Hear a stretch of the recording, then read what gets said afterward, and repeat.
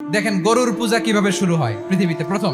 বনি ইসরায়েলের এক দুষ্ট লোক ছিল, নাম সামিরি। সে সবাইরে বলল তোমাদের স্বর্ণগুলো ফালাও। স্বর্ণগুলো ফেললো, বনি ইসরায়েলের স্বর্ণগুলোকে গলিয়ে গরুর বাচ্চা বানালো, গোবৎস। জিব্রাইল আলাইহিস সালাম যে জামিনে এসেছিলেন, ওই ফেরেশতার পায়ের নিচের একটু মাটি সে বুদ্ধি করে প্যাকেটে রেখে দিছিল। স্বর্ণ দিয়ে বানানো গোবৎস গরুর বাচ্চার গায়ে যখন সেই মাটি ছুঁড়ে দেয়া হলো, এখন বাছুরের ভেতর থেকে ভ্যাঁ ভ্যাঁ আওয়াজ আসতেছে। কি আসতেছে? সবাই তো অবাক।